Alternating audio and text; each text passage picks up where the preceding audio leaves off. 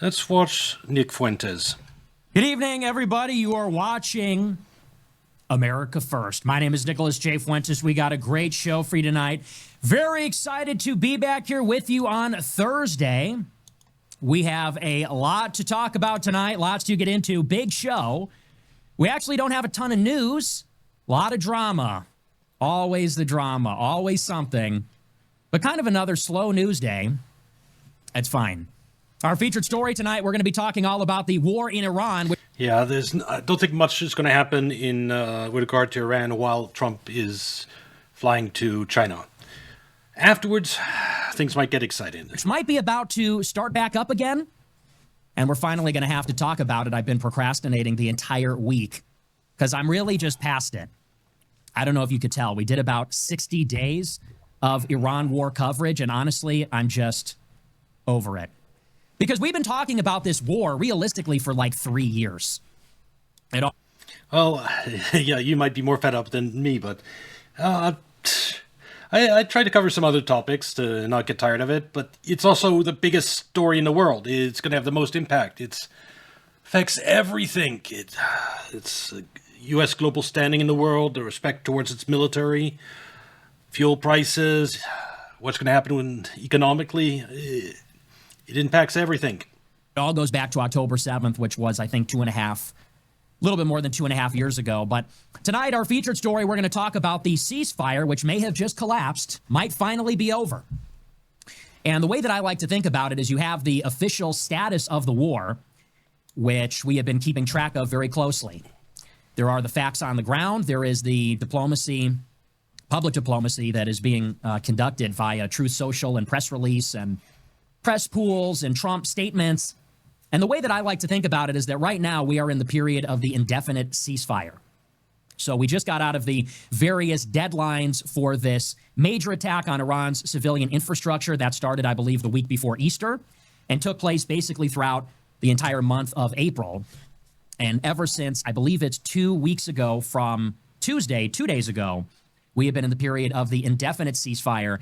And what you could call this is that we are clearly slowly backing away from the conflict. Trying to. Trump wants to. But the Strait of Hormuz is still closed.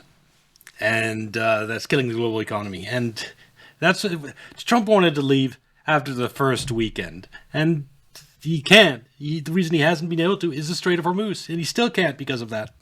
We've been in a ceasefire now for, I believe, a little bit over 4 weeks. And there is no timetable, no deadline, no ultimatum for military action to begin again. At least there's not a hard deadline.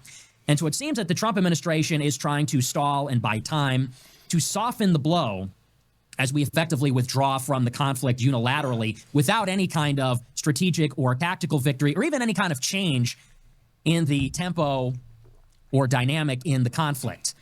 And so the big development today is that it seems there is new tension in the Persian Gulf, which is going to upset this process. Like I said, we are 2 weeks into the indefinite ceasefire. That is an extension off of the original 2-week ceasefire. And what happened today is that after the United States enforced its blockade against an Iranian tanker yesterday, so the U.S. Navy fired on an Iranian commercial vessel yesterday, today, Iranian speedboats tried to attack a U.S. destroyer in the Persian Gulf. The U.S. destroyers had to retreat from the Strait of Hormuz, and after their retreat, there was a major attack on some of the Iranian islands and on the Iranian coastline. After the Nick Fuentes, I'm going to watch video specifically about this attack on the destroyers. And the military expert speaking is really interesting, and he also suggests that it's pretty much guaranteed we're heading towards an escalation. And I will add that escalation will happen after Trump gets back from China. For example, at Bandar al-Abbas, which is one of their port cities. So it's sort of a tit-for-tat exchange. As you know, Iran has closed the strait with their blockade. We have closed the strait on the other side in the Indian Ocean with the blockade of our own. Iran has closed the strait with the threat of using drones and missile strikes against shipping, and we have blockaded the strait by threatening attacks on Iranian commercial shipping with our own Navy. Not just our Navy. We don't have enough Navy in the region. So that's why we've been using fighter jets and sending missiles to disable the rudder of ships, Iranian ships, instead of intercepting them with destroys because we don't have enough ships in the region. So an Iranian commercial vessel tried to go through the strait. We enforced the blockade by attacking it. Iran retaliated against our... Well, the reason why Iran is winning is the midterms. I think that if Democrats win the midterms, they impeach Trump. And, let's say, okay, Iran holds the Strait of Hormuz closed 6 months. Democrats win the midterms because of that, the economic damage. They impeach Trump for starting a war without approval from Congress, and it's a war that destroyed the global economy. Last time, the first term, they impeached Trump on nonsense, and it didn't stick. This Iran war, impeachment based on that would stick. And so, if Iran can cause regime change in the United States, it can cause Trump to be impeached, I say they've won the war. And all they need to do to have that happen is hold the Straits of Hormuz closed six months. And we, United States, have no way to open the straits within 6 months. Any solution to open the Strait of Hormuz would need, like I said, 200,000 troops. And then more time. It'd take over 6 months to gather those, and it'd take even more time to conquer the coastline. So we have no way of opening the straits in time to save Trump from impeachment and to prevent Democrats from winning the midterms. That's why I say Iran is set to win the war. The only way Trump could survive and not get impeached is if Iran surrendered to Trump, opened the Strait of Hormuz, and did everything Trump wants right now. Then maybe Trump would survive and Republicans would win the midterms and Trump wouldn't get impeached. But unless Iran surrenders, I think Trump's going to go down because of this Iran war. I don't see any way out for him. And escalation is the same as if there's escalation, all the oil infrastructure in the Gulf gets destroyed. Yeah, it basically, then it's absolutely certain Democrats win the midterm and Trump gets impeached for destroying the world economy. Same difference. So I don't see any outcome. I'd say it's nearly like a 90% chance of Trump getting impeached at some point because of this Iran war. And if Iran achieves a regime change in the United States, doesn't that mean that they've won the war? They're on track to accomplish that? Or destroyers, and then we counterattacked by bombing their mainland and their islands. So if you're following, it's a tit for tat, and then back again. Trump administration says this is not the end of the ceasefire, even though that is what Iran is saying. Iran is calling this a violation of the ceasefire agreement. Because what Iran really wants is to establish deterrence. It doesn't want the same thing that happened last year, where the 12-day war happened, U.S. bombed them, and then less than a year later, U.S. bombs them again and starts another war. It doesn't want the United States to attack them a year after the end of this conflict. How does it prevent that? Establishing deterrent, making it so costly that a U.S. president will never consider attacking Iran again. And holding the Strait of Hormuz closed 6 months, which would probably lead to Trump being impeached, that will establish the deterrence. Iran will have gone to what they want. And I don't see really any way to prevent that. Because, again, the one reason this war is so bad is not just that we bombed Australia, is that we did it without a plan, without any preparation. If we had 200,000 troops ready to go to start trying to take control of the Strait of Hormuz day one, that's a completely different scenario. Trump might be able to survive that. If we'd if we'd had that blockade, if we had the assets in place to blockade the Iranian oil exports day one, then we could put a lot more pressure on Iran. That might be enough to make the difference. But we allowed Iran to export records amount of oil at record prices for a month and a half. That means any attempt to hurt them economically or starve them financially, it's like you've given them a huge feast in terms of dollars, and then you try to starve them. It's just bad. We just went into this war without a plan, and that's why we're going to get. That's why I think that Iran's going to win. And it's not clear whether that means we're going to resume hostilities, but Washington says that this was a love tap, which is kind of funny. That's how Trump characterized it today. He said that the strike on Iran's mainlands and islands were simply a love tap and that the ceasefire is still in place. Now, here's the big picture. The same day that all of this went down, Tehran and Washington reviewed a 2-page proposal to end the conflict. And the proposal says that the United States will end its blockade, Iran will open the strait to commercial shipping. Trump is great at memeing. He's not so great at making decisions making. He's not so great at the decision making of whether or not to attack world leaders. That he's pretty bad at, though. Hostilities will end, and there will be a 30-day period where the U.S. and Iran will try to work out a comprehensive agreement.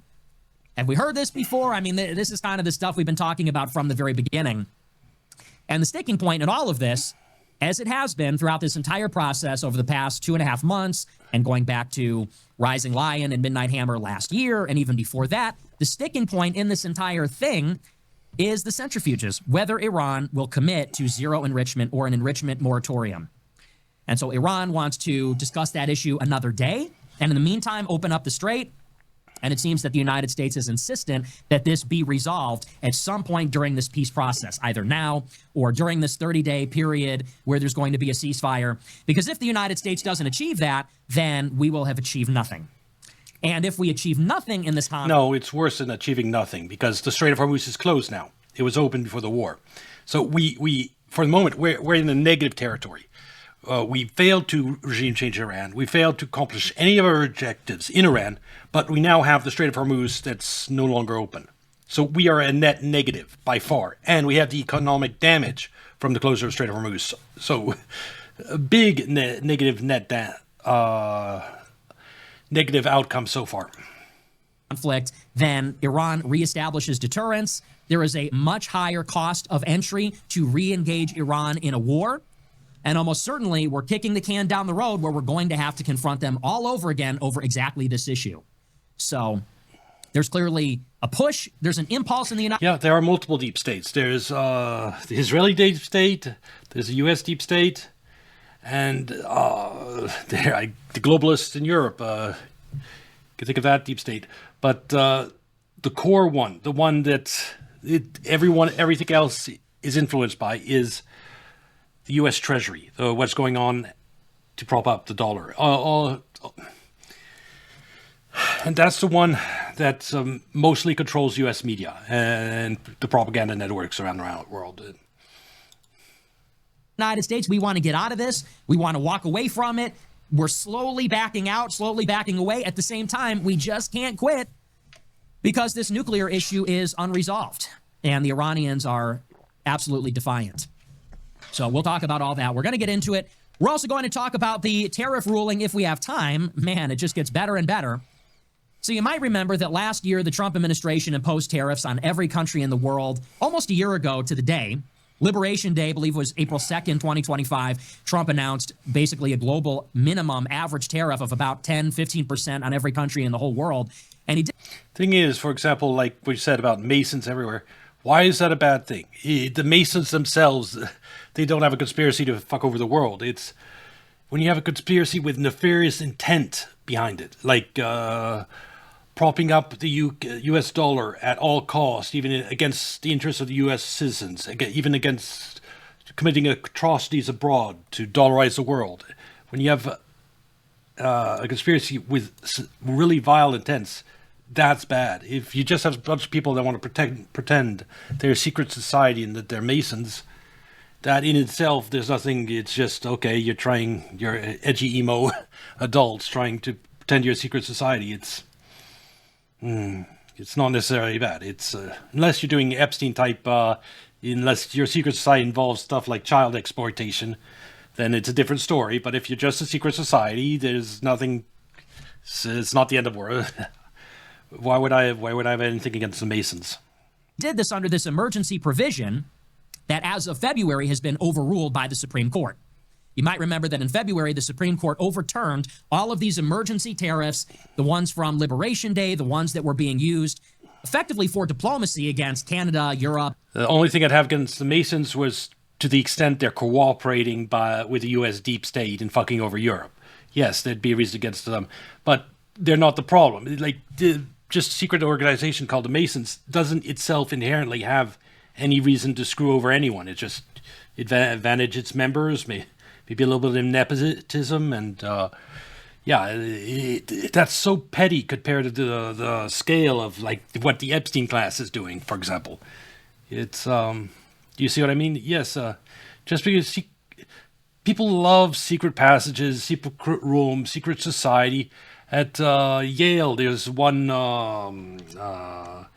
What's the sorority, and then there's the opposite of that, the for men. I'm blanking on the name.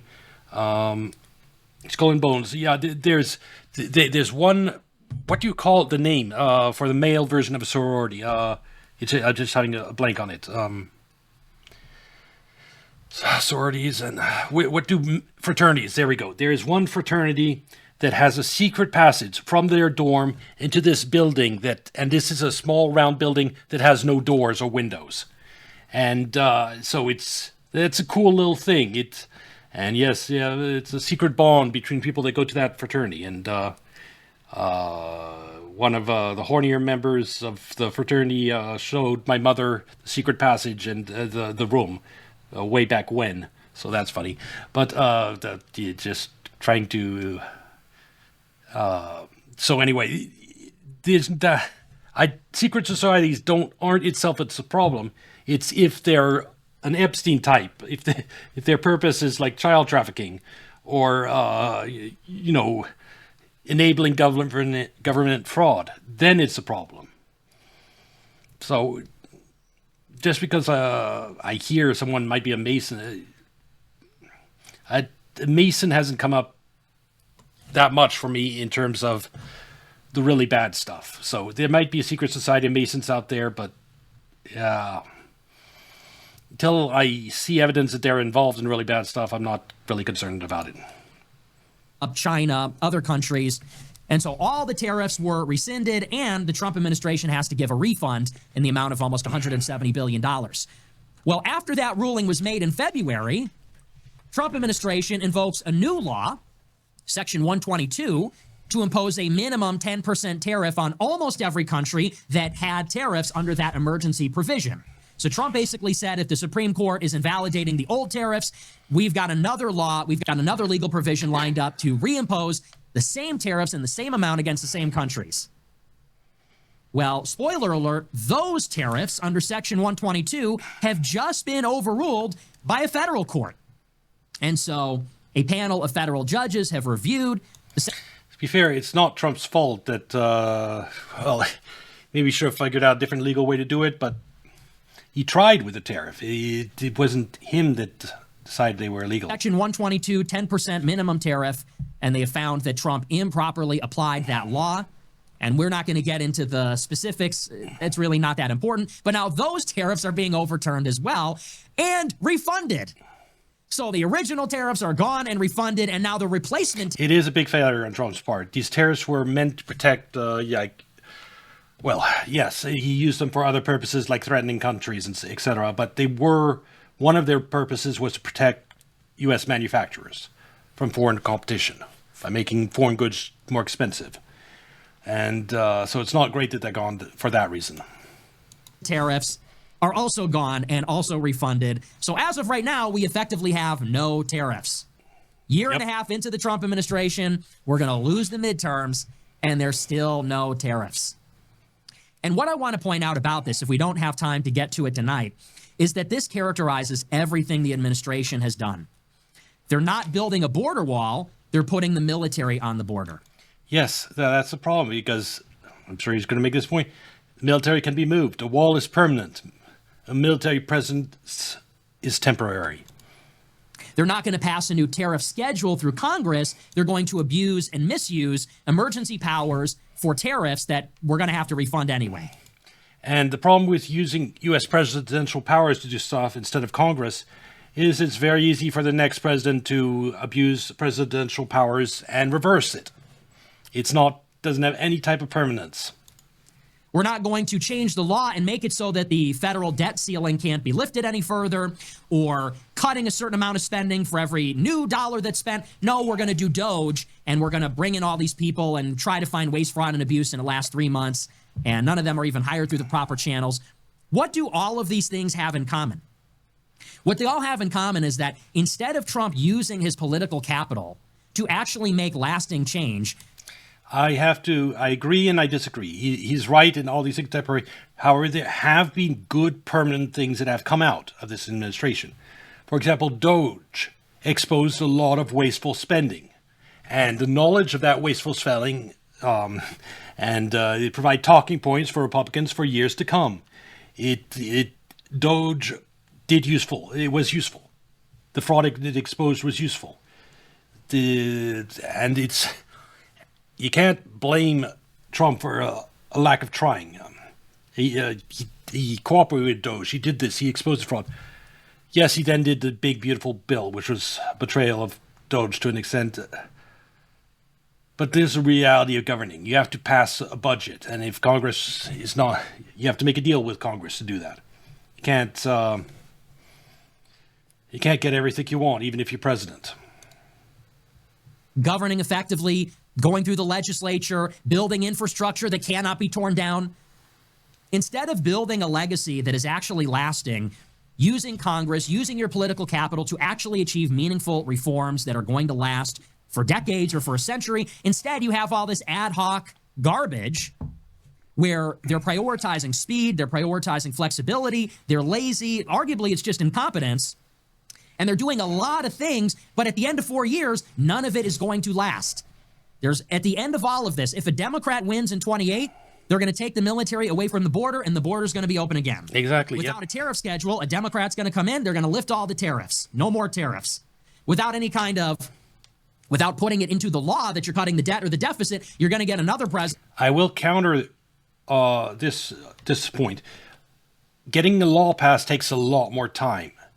Trump could sign an executive order day one putting tariffs in effect, and that's something immediate. Whether taking a year and a half to try to pass a law, it's a year and a half wasted. So I don't fault Trump for doing these things, these executive executive orders to get his agenda across. I mean, that's what Biden did too. And we see he went crazy with executive orders day one. So I think the Republicans should do the exact same thing, an eye for an eye. If Democrats are going to use executive orders to enact their policies, Republicans should too. I agree that in addition to that, it'd be good to have some permanent stuff, like actually building a border wall. It should be both, not... So half of Nick Fuentes' complaints here is invalid. Trump should have been doing everything he did, the temporary stuff, because the Democrats do the temporary stuff too, and he should be using executive orders to the greatest extent he can. What he is right, though, Nick Fuentes, is that Trump should have also be doing the permanent stuff. Move the military to the border, sure, great. Then, while the military is there, also build the wall. Do the wall and the military. That's what you want. So, half of Nick's criticism here is right. President, Republican or Democrat, and they're going to spend $1.5 trillion on the military like Trump wants to. They're going to run up. You're going to have another $7-8 trillion federal expenditure for the year. And the debt is going to keep going up and up. I think we're at 130% debt to GDP. Thing is, this is one part about the debt to GDP and national debt is I already, from everything I know the dollar collapse is inevitable. Putting a limit on for national debt would maybe buy us 6 months or a year, I don't know, and it would have horrible costs. There's no way out of the national debt. It's not great that we have this unpayable debt, but it's already unpayable. If it goes up, it's a little bit more unpayable, but like very unpayable to extremely unpayable. Is there a difference? It's already unpayable. GDP, it's just going to keep going. And why I say unpayable is because right now we have this Iran thing. It's going to push up inflation, which is going to push up interest rates. And our national debt at higher interest rates is already at a time when we have a recession. At the same time, oh my God, it's even if we stop spending as much, it's still going to increase. It's just, we're already trapped in a debt spiral. There's no way out. Going higher. It's the same story with every issue. And this is why I say, and we're going to get into this once again a little bit tonight. This is why I say the only thing that is really going to help anything is we absolutely have to have a powerful executive come to power in this country. It could have been Trump. Trump could have done it. He blew it again. I know it's crushing. I know it's sad. I know a lot of people don't like to admit this, but Trump really had an opportunity in 17. He really got another opportunity in 25. He could have been that guy. And arguably, Yeah, I don't think it's possible. The deep state still has too much control. Just look at his first term. Trump accomplished virtually nothing because everyone was against him. He had the Russian hoax haunting him. He had impeachment against him. He had everything. That is the deep state. Trying to reverse what the deep state is doing takes a huge amount of effort.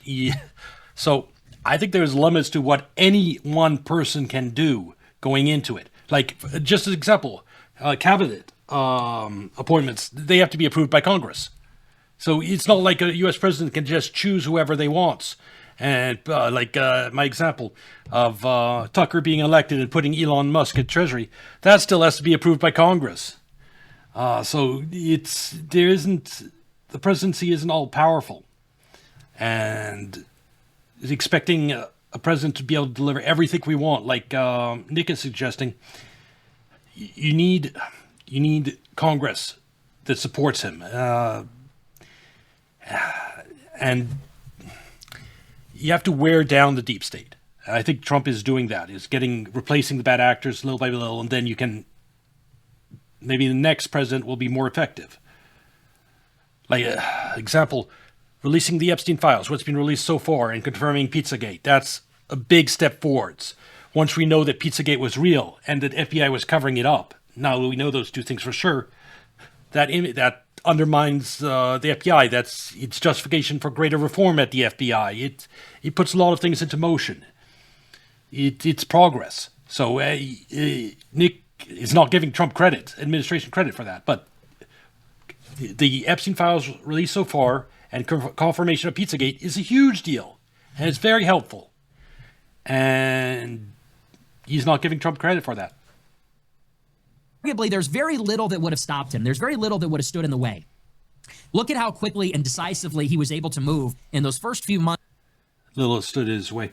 I guarantee you there's a lot more standing in his way than you know of, Nick Fuentes.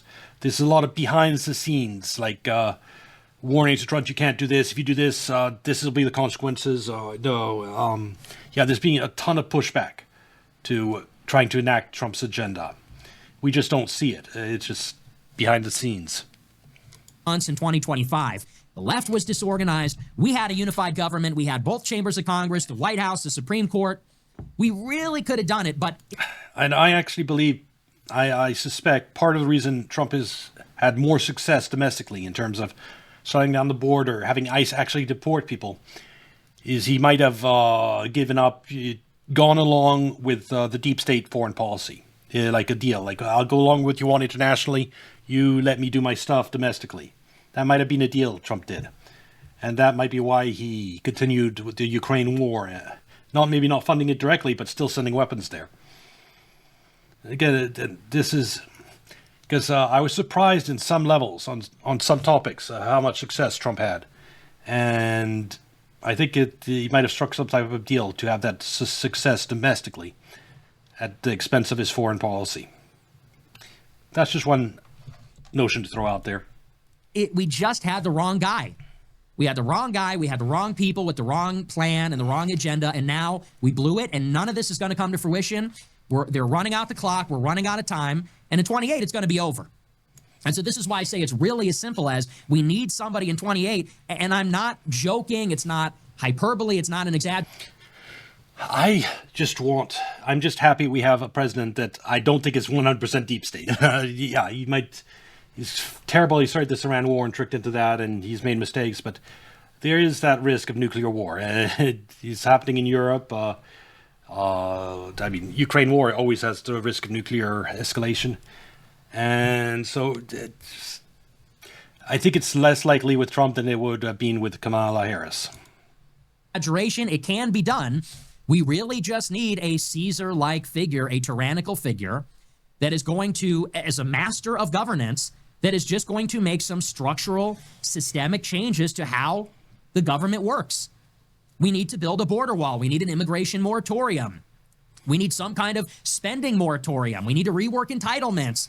You need to have a tariff schedule. Do you know what a tariff schedule is? It means we're going to take a look at every import and export coming into and out of the United States, and we're going to have technocrats, experts, assign a tax based on that sector, based on that individual good. We're going to bring in the industry experts. The United States used to do this. The last tariff schedule, I believe, was passed in the late 1920s, I think around the time of the Smoot-Hawley tariff.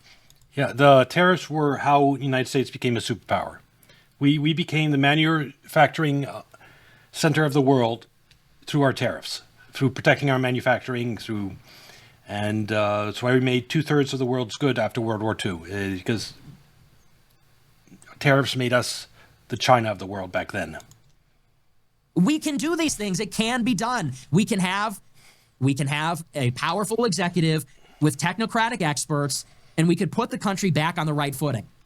But we need a radical departure from the past. We need a radical break. And I think that's the only thing that can do it. Otherwise, it's going to be a very slow and painful slide into calamity, into an absolute catastrophe. So anyway, like I said, if we have time, we'll get into the tariffs. I don't know that we will, though. But if we do, we'll talk about it. Before we get into the news, I want to remind you to smash the follow button on Rumble, smash the like button, leave a comment, let me know what you think about the show. Remember to check out our merch store at Fuentes.store, get our spring and summer. Oh, that was an interesting little bit on what Trump is doing. And yeah, one problem with Nick Fuentes is he's urging people to vote Democrat, which I am not a fan of, because Democrats urge people not to vote if you want. It'd be like it has been called. Having people vote against their own belief, it sends the wrong signal. It makes left-wing ideas seem more popular than they truly are. It's problematic. It has bad effects on our democracy. It's much better to vote for a third candidate as vote as protest, because then you're telling Republicans, this vote, you see this vote right here? You get this vote by moving more to the right, by becoming more extreme. Voting for leftists sends the opposite message. It sends to Republicans the message, well, you have to move more to the center, more to the left to get back power. It's terrible. We don't want Republicans moving to the left. Don't send that message to Republicans. Vote for a third party if you have to. Now let's watch something on that attack on the destroyer. How did Iran manage to attack 3 U.S. destroyers? That's what happened 2 days ago. Yes. And there's reports that there's damage to these destroyers. I don't know if you have more information on that. There is. There you go. So Iran's mosquito boats, small and nearly impossible to track, swarmed U.S. destroyers in the Strait of Hormuz. The CIA had already flagged Iran's underground stockpiles of anti-ship missiles. So this is the attack Nick Fuentes talked about. Let's get into that. The U.S. knew what was coming, so they let it happen. While the destroyers sat in position, carrier fighter jets and cruise missiles were already coordinated and ready. The moment Iran made their move, the U.S. had already traced them back to their source. They absorbed the attack just long enough to lock in onto the origin, then they hit back with everything. It's a brutal calculation. Take the hit, confirm the location, eliminate the threat permanently. In one of the most contested waterways on Earth, the U.S. turned Iran's asymmetric playbook against itself. So what they're saying is that those destroyers went into the region, the Strait of Hormuz. They allowed Iran to strike them with their anti-ship missiles. And then they knew where those missiles are coming from. They were already fighter jets, were already in the air. We know that the coordinates were being from satellites, and they immediately destroyed those anti-ship missiles. Now, so the damage is mainly coming from those boats and the drones. These are the things that make it very difficult when there's that massive swarm against the destroyers. So that is what I'll keep that video playing while you explain it further. But that is the analysis that was given by this source that I'm playing AI Telly, but there's been other sources talking about this being the case. What do you know about this, what happened 2 days ago? And the reason I want to go through it, Anthony, is I want to understand what their capabilities are and what damage they can cause the U.S. Fun infographic. The Armada, the fleet that the U.S. has there. Yes, this visual is excellent in terms of orienting viewers to the geography, but also the military assets in play. So when you look at the USS Truxtun, the USS Peralta, and the USS Mason, these are 3 cruisers and missile destroyers of different variants. They're not all the same. They each have a specific specialized role, mine clearing, anti-air, and then missile destroyers. So this is a task force. This is a Navy task force of destroyers.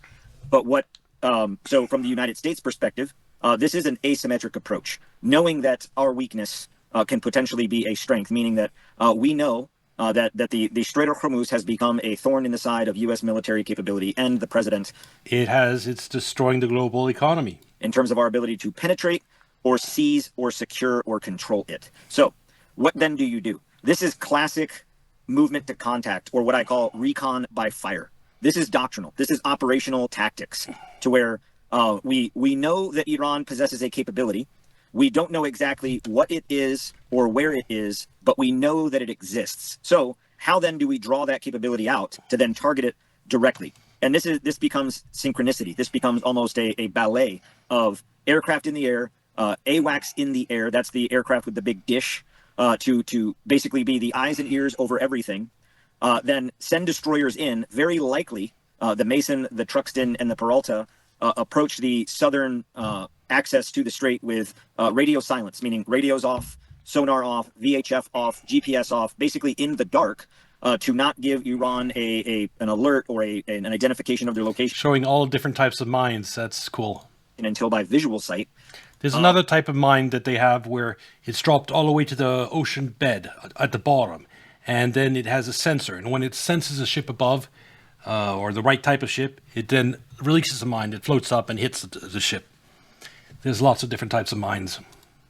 Which was then to draw out where are Iran's anti-ship coastal systems. And what we saw was that you could call it a baiting tactic. Like I said, doctrinally, this is classic reconnaissance by fire. You move in with military assets, draw the enemy's capability to then counter and destroy it, or at minimum, at least paint the picture for where these capabilities may be. And that's exactly what the U.S. Navy did. This combination of these three ships, both the Peralta and the Mason organically belong to the USS George Bush, which just arrived in theater last week.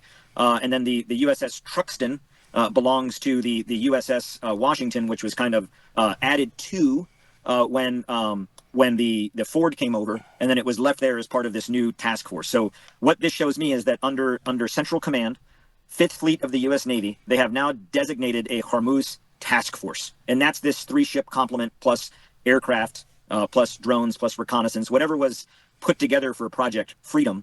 This is that task force, a very doctrinal methodology. So this is exactly what the United States did. Bait and target, draw out Iran's capability to then target it. And we see the U.S. response was targeting sites on Heshem Island, which I've been talking about Heshem Island from the beginning. Is that is going to be a point of key terrain. If you look at critical factor analysis or center of gravity analysis, if the Strait of Hormuz has now become a center of gravity in this conflict, Heshem Island is certainly a critical factor. So we saw the targeting of that. We also saw the targeting of some of the defense systems in Manab. Everybody recalls Manab was the location on the Iranian coast where the school was that was targeted in the opening days of this conflict. So if you look at how the United States is responding, these are all steps towards escalation. These are all military operations towards greater military operations. Reconnaissance by force, movement to contact are all the things that you do to then paint the picture for a larger military operation. And I do believe that is coming. I wouldn't call it inevitable, but I would call it highly likely that we're going to see the United States escalate further through either air campaign, direct... Highly likely that U.S. will escalate further. And so that's... I take it with a lot of credibility from this guy that this entire operation we've seen, these 3 destroyers going in there, is evidence that there's a larger operation coming. Naval assaults or naval strikes, the combination of both. So I think when I look at this operation, it tells me a lot more than simply what's revealed in a 24-hour period. If we see a resumption of the war, what would be different this time to what we saw previously? Well, the calculus has changed. The United States no longer has exquisite, ubiquitous radar capability. We know that. Iran's destroyed most of our long-range radars in the Gulf. States no longer has the depth of basing that we once had, or the ability to 13 U.S. bases in the region are damaged or completely destroyed. Deploy or employ forces directly into the region at close range. We know that that's been degraded. We know that we know that we've now learned that simply penetrating the Strait of Hormuz by force is high risk because of Iran's what they call the mosquito fleet. This is really surface warfare at the tactical level. The United States Navy also possesses boats of this caliber. If you remember President Kennedy, when he was in the Navy, he was a PT boat captain. The PT boat were our fast boats in the Pacific. We too have a capability such as this. It's not deployed to the region, but to undersell or call Iran's small boat capability as just this nuisance is not true. These fast boats contain and maintain anti-ship missile capability. They're very deadly. They can a small ship, yes, a small ship can take out an aircraft carrier and or a military or a Navy cruiser or destroyer, because they do take out as in damage, not take out completely.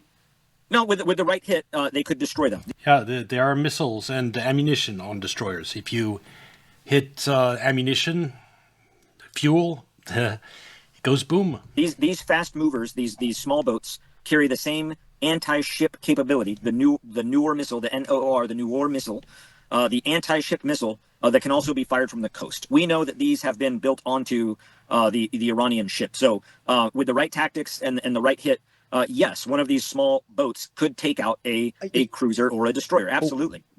Can one anti-ship missile take out a destroyer? If put in the right place, if hit in the armaments room or hit in the right bulge of the main compartment, absolutely. Yes, Jesus. Absolutely. Yes, without a doubt. You know, when you consider naval warfare, it does have to hit the right place. If it doesn't hit the right place, then it just does damage. But yeah, there are things that explode on destroyers, and if you hit those, it's not always what we saw in World War II with how many bullets wins. It's a matter of where you strike. Example being in Yemen when the USS Cole was struck. You know, had the USS Cole been at sea and not at port, the USS Cole would have sank.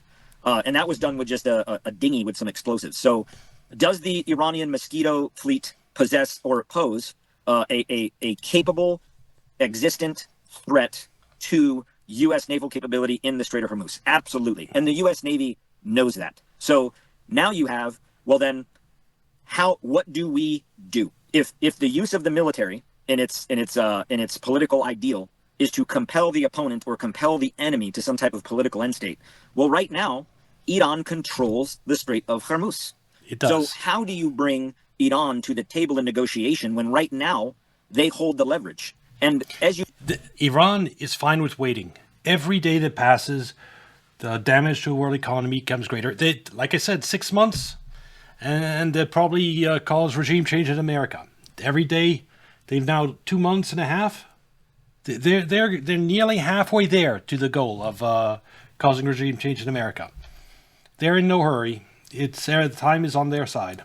You opened up with, will this war change petroleum, oil, infrastructure, trade, the market around the world now forever? Yes. That is a fait accompli. That is, we have already set off on that. We have already crossed that. That's true. The matter is, to whose advantage will it go? So when you look at that right now, I think that the United States is desperately seeking options to get control, whether it's control and closure, whether it's control and passage, whether it's control and seizure, but control of the Strait of Hormuz. And I believe that is why it is. And I do not believe that is possible within any time frame that Trump needs. Again, you need to take the coast to secure the Strait of Hormuz. Even if you take the island, it means nothing. Even if you destroy all the small fleet, it means nothing. As long as there's mountains around here that can see this area, anywhere, any little cave, they can have some missile brought out and shoot and hit a tanker. I said it before, tankers are huge targets, and they move slower than a bicycle. You can hit them with anything. And so, to get tankers safely going through here, you need control of the coast. And I don't think Navy destroyers are capable of taking control of the coast. It is highly, highly likely that we will see increased military operations in the next days coming forward, specifically more so targeted against Hashem Island, Hormuz Island. So if you look just off the kind of the southern point further into the Gulf, the northern part of the Gulf of Oman, because you know the Persian Gulf and the Gulf of Oman touch. The thing that connects the two in a navigable waterway is the Strait of Hormuz. And within that navigable waterway, kind of flanking it with a very overarching position is Hashem Island. And then just to the south, you have Hormuz Island. So these are very important strategically, and right now, those are under the control of Iran. That's just a fact. Easy. I want to show images. Lisa, if you show those images of the USS Cole, just to kind of show the damage that was done. That was in 2000. When was it? 2020, and that was by the Yemenis. And that was just one fast attack boat filled with explosive that struck the USS Cole.